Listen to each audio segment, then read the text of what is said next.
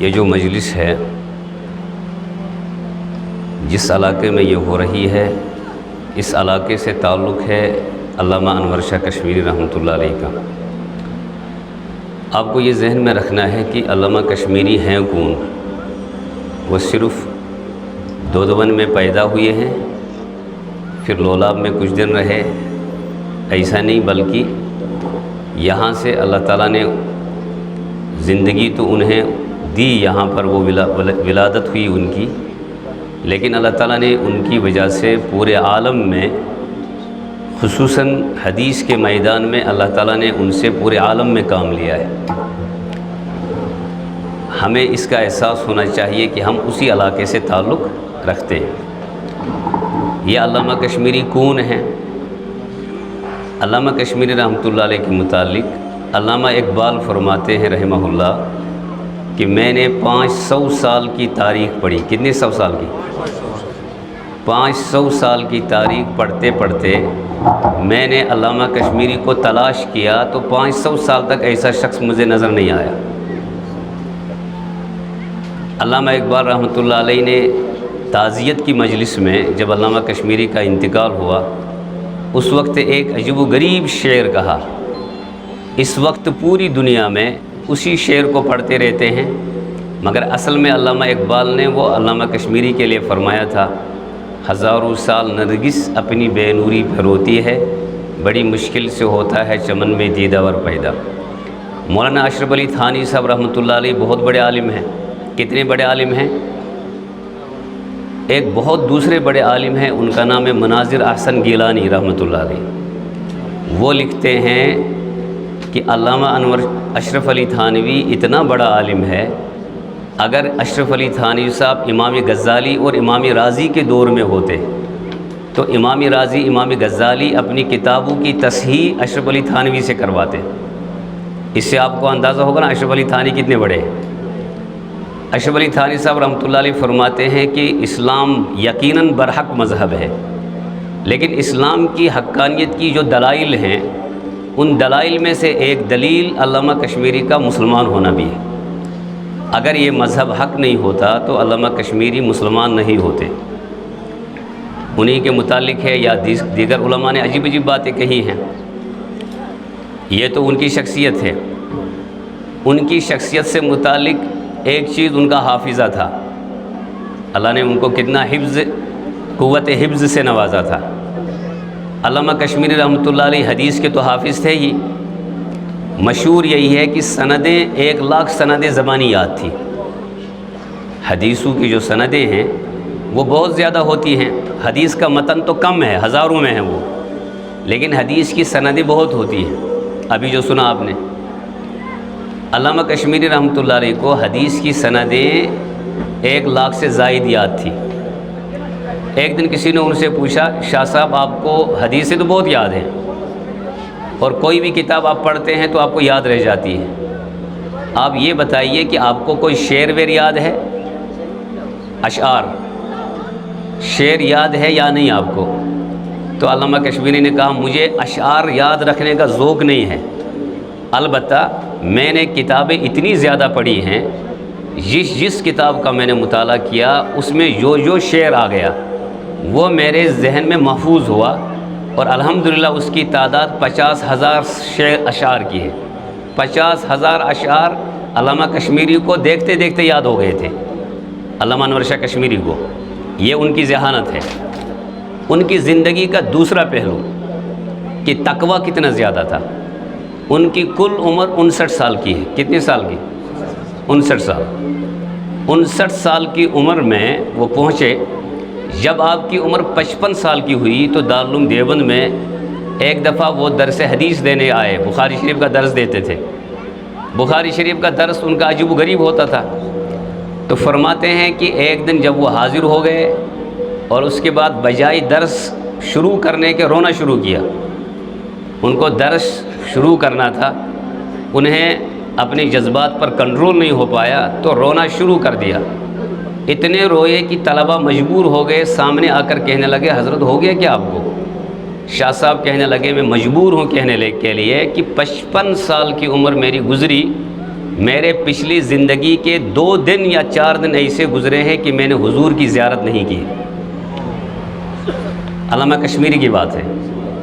علامہ انور شاہ کشمیری رحمۃ اللہ علیہ فرماتے ہیں زندگی کے 2-4 دن ایسے گزرے میں نے حضور کی زیارت نہیں کی، ایسا لگتا ہے کہ حضور مجھ سے ناراض ہو چکے۔ علامہ انور شاہ کشمیری رحمۃ اللہ علیہ کا تعلق تو اسی سرزمین سے تھا۔ ان کی ذہانت بلکہ یہ بھی لکھا ہے ایک دفعہ پورے انگریزوں نے یہ اعلان کر دیا کہ ہندوستان میں جتنے بھی کتب خانے جلا ڈالو۔ علماء دیوبند بھی پریشان ہو گئے۔ شاہ صاحب نے علماء کو جمع کیا، پریشان خود بھی تھے۔ اس کے بعد کہنے لگے کہ یہ لوگ قرآن کو جلائیں گے، یہ لوگ احادیث کی کتابوں کو جلائیں گے، اور یہ فقہ کی اور اصول فقہ کی احادیث اور اصول احادیث کی کتابوں کو جلا ڈالیں گے۔ پھر فرمایا کہ تمہیں گھبرانے کی ضرورت نہیں ہے، انور شاہ کشمیری ایک ایک کتاب کو از سر نو لکھ ڈالے گا۔ تمام کتابیں مجھے زبانی یاد ہیں، 1-2 کتابوں کو مستثنیٰ کیا ہے، باقی سب زبانی کتابیں یاد ہیں۔ اور اس سے بڑھ کر ایک بات آپ کو عرض کرتا ہوں، اس سے بڑھ کر میں بخاری شریف میں نے مولانا انظر شاہ صاحب سے پڑھی رحمہ اللہ تعالیٰ سے۔ انظر شاہ صاحب کے ساتھ میں عصر کے بعد گھومنے چلے جاتے تھے، یہاں بھی کچھ ساتھی ہیں، کبھی کبھی یہ بھی جاتے تھے۔ شاہ صاحب ناراض بھی رہے 1-2 موقعوں پر ہم سے۔ حضرت شاہ صاحب نے ایک دن خود فرمایا، بلکہ خود فرمایا نہیں، میں نے خود دیکھا، اپنی والد کی قبر پر جا کر وہ کہتے تھے کشیری یہ حدیث کا حوالہ دے دیجئے، مجھے حدیث کا حوالہ سمجھ میں نہیں آتا کس کتاب میں۔ تو میں اپنی جگہ سوچتا تھا یہ کیا کہہ رہے ہیں، یہ تو حضرت شاہ صاحب تو مر گئے ہیں۔ پھر وہ ان کے بیٹے مجھے کہنے لگے دراصل ان کا یہ رویہ مسلسل ہے، ان کی یہ عادت ہے، جب یہ ایسا کرتے ہیں تو شاہ صاحب خواب میں آ کر ان کو حدیث کے حوالے کتابوں کے ذریعے دے دیتے ہیں۔ تو یہ تو مرنے کے بعد کا معاملہ ہے، خواب تو بہرحال خواب ہی ہیں۔ لیکن علامہ کشمیری کی جو شخصیت ہے کہ آپ پیچھے سے 500 سال چلے جائیں، بقول علامہ اقبال اس سے زیادہ آگے چلے جائیں تو آپ کو شاہ صاحب کی مثال نہیں ملے گی۔ اتنا کہنا ہے کہ یہ شاہ صاحب ہیں کہاں کے، وادی لولاب کپواڑہ اسی علاقے کے ہیں۔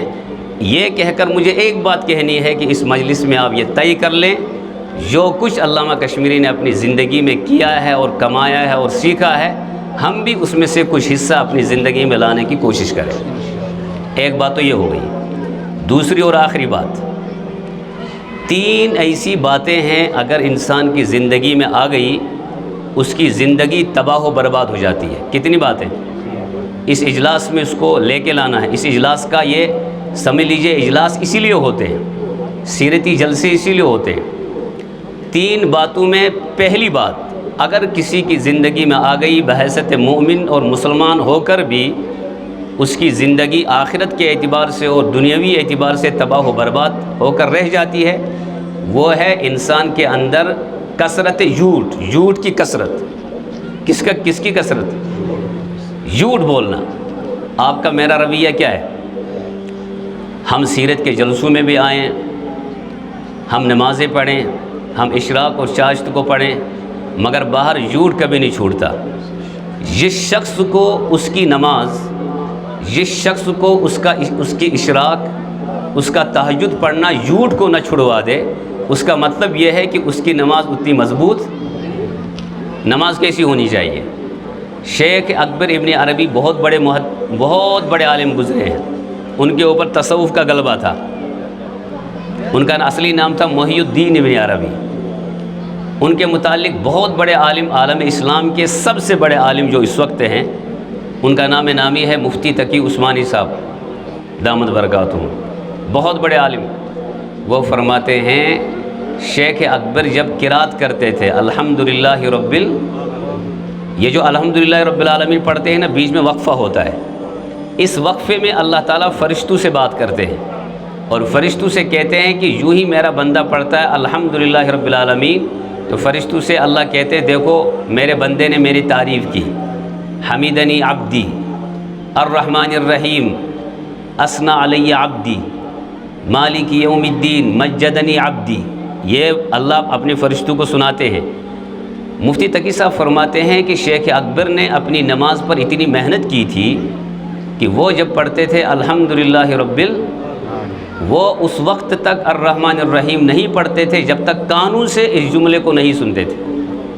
آپ کی میری نماز جھوٹ کو نہیں چھڑوا پاتی ہے، جھوٹ سے ہم باز نہیں آتے۔ ہمارے کشمیر میں دکاندار کہتے ہیں مولوی صاحب اپز ورائشن کام چلان، یہ کپواڑہ میں بھی کہتے ہیں، یہ سری نگر میں بھی کہتے ہیں، ہر جگہ کہتے ہیں۔ ایک بات یاد رکھیں، شریعت کی روشنی میں فقہا نے یہ لکھا ہے کہ زندگی میں کبھی کوئی ایسا مرحلہ درپیش آتا ہے انسان کو جس وقت اس کے لیے جھوٹ بولنا جائز ہو جاتا ہے، مگر اگر وہ حقیقی معنوں میں مومن ہوگا اس جائز مرحلے میں بھی وہ کوشش کرے گا جھوٹ سے بچ جائے۔ اس کی مثال ابو بکر صدیق رضی اللہ عنہ جب حضور کے ساتھ ہجرت کے لیے نکلے، اہل مکہ نے اعلان کر دیا کہ جس نے نبی علیہ السلام کی گرفتاری کروائی اس کو 100 اونٹ انعام میں۔ کتنے اونٹ؟ ایک اونٹ 1 لاکھ کا ہے، 100 اونٹ کتنے کے ہو گئے؟ 1 کروڑ انعام میں رکھا گیا ہے۔ ایک دوست مل گئے ابو بکر صدیق رضی اللہ عنہ کو، کہنے لگے ابو بکر کہاں جا رہے ہیں؟ حضرت ابو بکر صدیق نے فرمایا ہم مکہ سے نکل رہے ہیں۔ کہا اس شخص نے کہ یہ کون ہے آپ کے ساتھ؟ ابو بکر صدیق اگر سچ بولتے تو حضور علیہ السلام کی گرفتاری ہو جاتی، نعوذ باللہ۔ جھوٹ بولیں گے تو یہ شایان نشان نہیں ہے، لیکن یہ وہ مرحلہ ہے جہاں پر جھوٹ بولنے کی اجازت، اندر سے اللہ سے رجوع کیا، یا اللہ اگر میں جھوٹ بولوں تو یہ اچھا نہیں لگتا، اگر میں سچ بولوں تو حضور کی گرفتاری ہو جاتی ہے، مجھے کوئی ایسا جملہ ڈال دیجئے کہ وہ جھوٹ بھی نہ ہو اور میں بچ بھی جائے۔ فوراً اللہ تعالیٰ نے ان کو القا کیا۔ ابو بکر نے فرمایا میرے دوست جس کے بارے میں تم پوچھ رہے ہو یہ کون ہے؟ یہ مجھے راستہ دکھانے والا ہے۔ وہ نیت کر گئے کہ یہ دین کا راستہ دکھا رہا ہے، سننے والے نے سمجھ لیا مکہ کا راستہ دکھا رہا ہے، اور جھوٹ بھی نہیں ہوا اور اپنے آپ کو بچا بھی لیا۔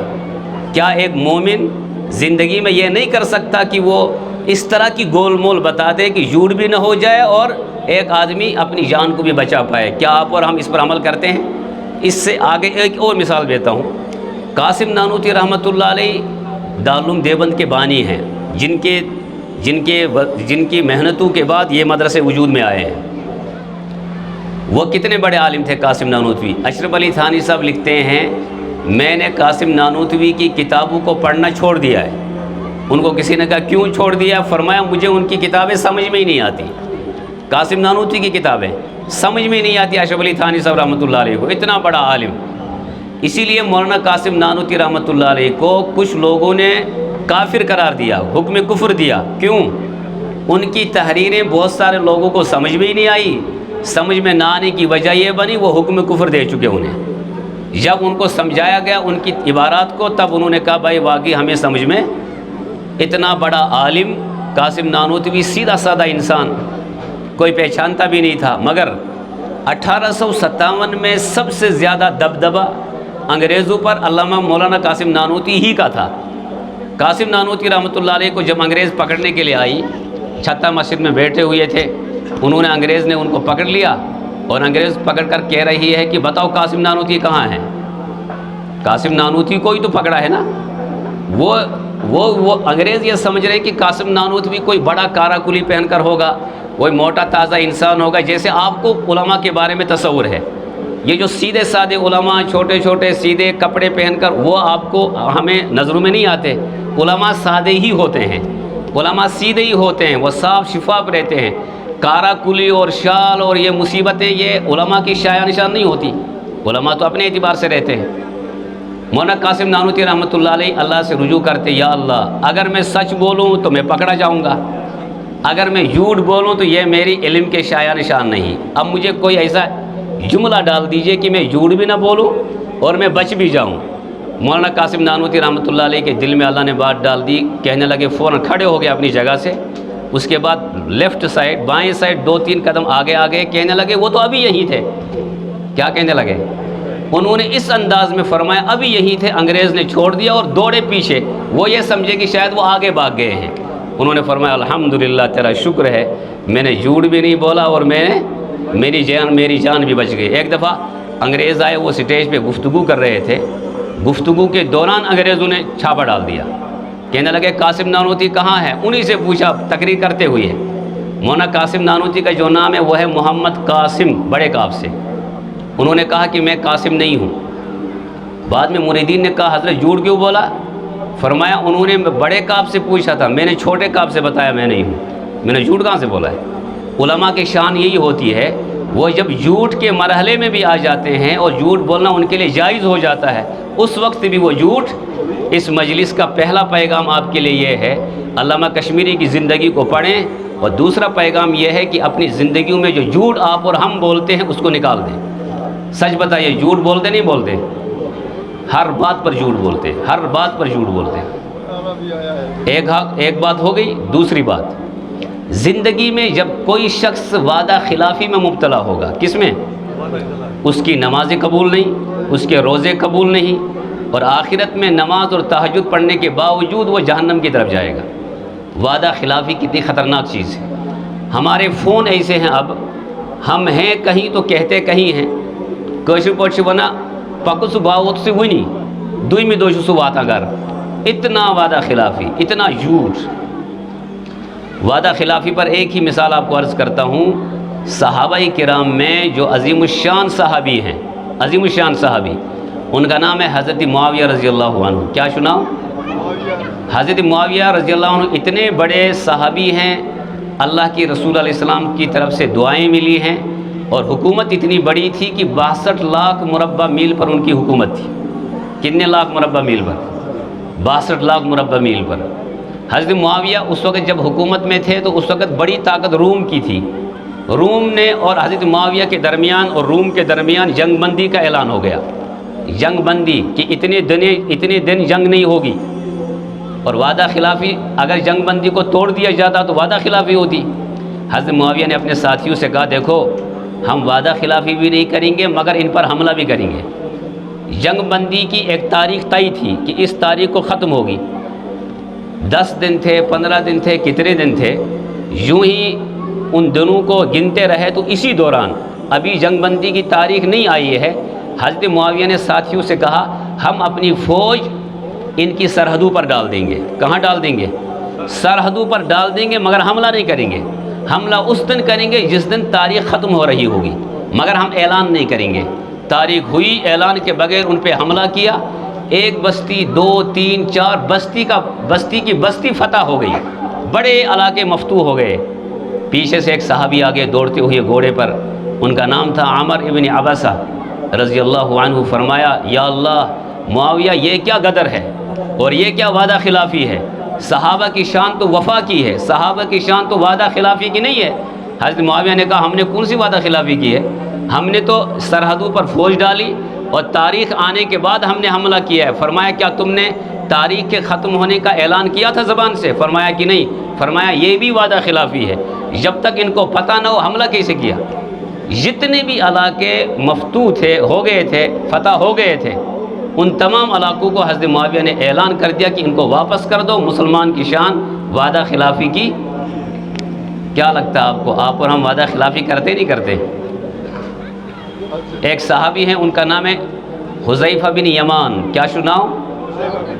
یہ بہت باپ بیٹے ہیں یہ۔ انہوں نے مکہ میں ایمان لایا، مدینہ ان کو حضور کی زیارت کے لیے آنا تھا۔ یوں ہی نکلے تو ابو جہل نے پکڑا۔ ابو جہل نے کہا کہاں جا رہے ہو؟ حضرت حذیفہ بن یمان نے فرمایا کہ ہم حضور کے پاس جا رہے ہیں، ان کی خدمت میں۔ کہنے لگے تم جا رہے ہو خدمت میں، مگر میں تمہیں نہیں چھوڑوں گا۔ مجھے پتہ ہے کہ یوں ہی تم مدینہ جاؤ گے، تم حضور کے ساتھ مل کر جنگ بدر میں ہمارے اوپر حملہ کرو گے۔ جنگ بدر میں کتنے لوگ تھے؟ 300؟ زیادہ ہوئی سے کن کم ہوئی سے؟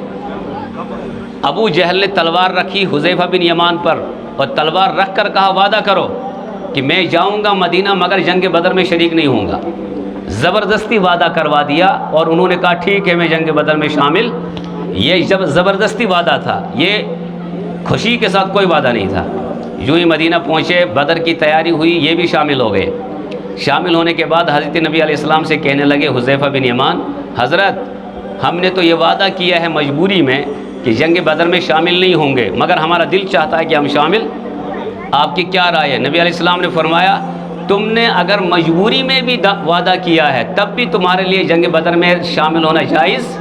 جنگ بدر میں ضرورت ہونے کے باوجود وعدہ خلافی سے بچنے کے لیے ایک صحابی سے کہا کہ تم جنگ میں شریک، اور آپ اور ہم تو غلط تعبیریں کرتے ہیں، مولویوں سے پوچھتے ہیں، علماء سے پوچھتے ہیں، مفتیوں سے پوچھتے ہیں ذرا یہ بتاؤ کہ وعدہ خلافی جائز ہے یہاں پر؟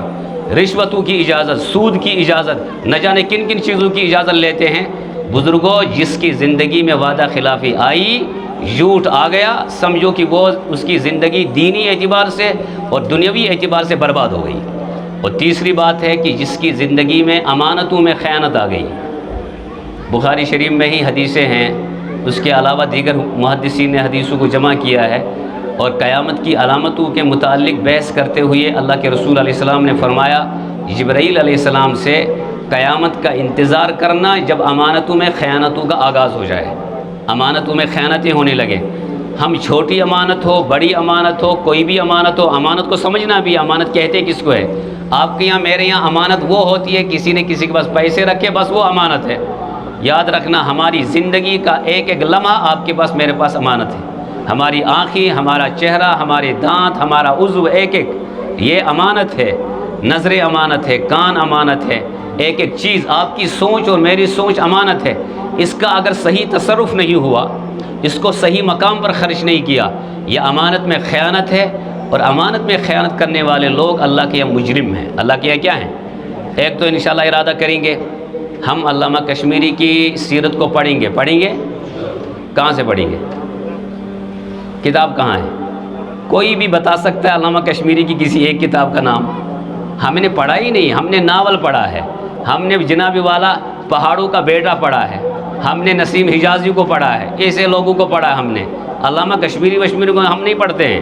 علامہ کشمیری کو پڑھیں، اور ان کو پڑھ کر ہی عرب اور عجم کے علماء کہیں جا کر حدیث کے معاملے میں آگے بڑھ جاتے ہیں۔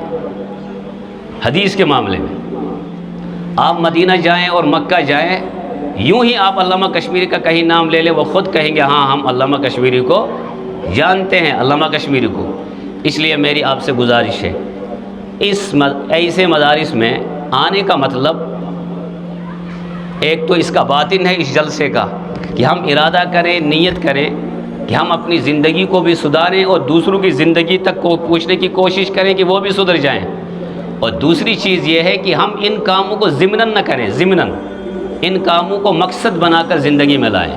مدارس کا چلانا مقصد ہے، بچیوں میں دین لانا مقصد ہے، حدیث کو پڑھانا مقصد ہے۔ میں نے ایک بزرگ سے کہا سری نگر میں، سوچ میں سوچ میں دوست تھی 70 شیت وہ نفر تمس وون میں ژٕ صبح نماز پران کٲشِر پٲٹھۍ ووٚنمَس دوٚپُن آ مےٚ چھِنہٕ صبح نماز چھُٹان۔ مےٚ دوٚپ تٔمِس أسۍ چھِ کُنہِ ساتہٕ صبح نماز ترٛاوان یِتھَے کٔنۍ غفلتَس منٛز۔ دوٚپُن مےٚ چھِ آسان صُبحٲے ژوٚٹ اَننی اَپٲری صُبح نماز تہِ پران۔ یہ چھِ وۄتھان کاندرَس نِش کانٛہہ اَننہِ ژوٚٹ اَننہِ اَپٲری کیٛاہ چھِ پران۔ اس کا مطلب یہ ہے کہ ہم اگر دین کے کام کو ضمناً کرتے رہے تو پھر وہ دین کا کام نہیں رہے گا۔ دین کے کام کو مقصد بنانا پڑے گا۔ کیا بنانا پڑے گا؟